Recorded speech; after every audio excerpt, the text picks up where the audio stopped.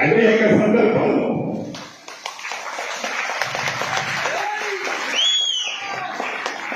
సందర్భాల్లో కన్నీరు నా కార్యకర్తలు నా నాయకులు పెట్టుకున్నప్పుడు వారి ముందు నేను బాధపడితే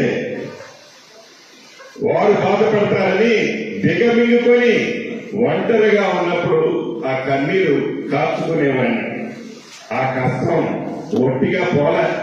ఇది మీకు ఎందుకు చెప్తున్నానంటే ప్రతి కష్టం వెనక సుఖం ఉంటది, ప్రతి సుఖం వెనక కష్టం ఉంటది.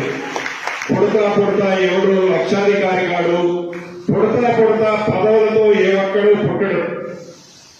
మనం నడిచే నడక, మన ప్రవర్తన, మన మంచితనం ఎప్పటికీ మనకి శ్రీరామ లక్ష్యలాగా ఉంటాయి.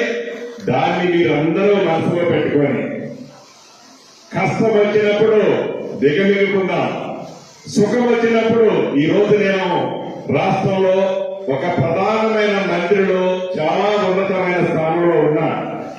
ఇంతమందిలో ఈ రోజు అందుకి ఎమోషనల్ అయ్యానంటే ఆ రోజైతే దానికి అర్థం లేదు. ఈ రోజైతే ఆ ఎమోషనల్ కి అర్థమేంటో మీరు అందరూ గ్రహిస్తారని ఇక్కడ అయ్యా. ఆ రోజు నేను బాధపడితే నా ఎమ్మకున్న లక్షలాది మంది అభిమానులు భీమలు అవుతారు. అందుకే ఆ రోజు ఎప్పుడో కూడా నేను కన్ను ఇంత కూడా చెమ్మగిల్లనిలే. ఈరోజు ఇందాక అన్నట్లు ఇదే అధికారులు అనేక మంది నన్ను నమ్ముకున్న వాళ్ళని ఇబ్బంది పెట్టారు.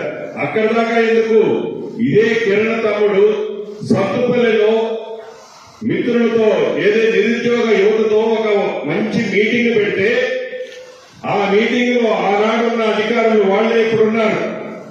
తన మీద అనేకమైన కేసులు బుక్ చేశారు. అంటే బిక్కు అనుకుంటే నా ఎమ్మడి తిరిగే కార్యకర్తలు అభిమానులు కూడా ఆనాడు గడిపారు. ఈనాడు నాకు పదవి వచ్చింది, ఈనాడు మన రాజ్యం వచ్చింది, ఈనాడు ఇందిరమ్మ ప్రభుత్వం వచ్చింది.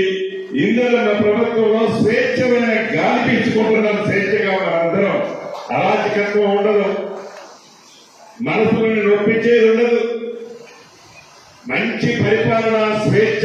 ప్రతి ఒక్క వ్యక్తి స్వచ్ఛందంగా మంత్రిని గాని ముఖ్యమంత్రి గారిని గాని అధికారులు గాని చౌకగా పోయి వారి కష్టాలు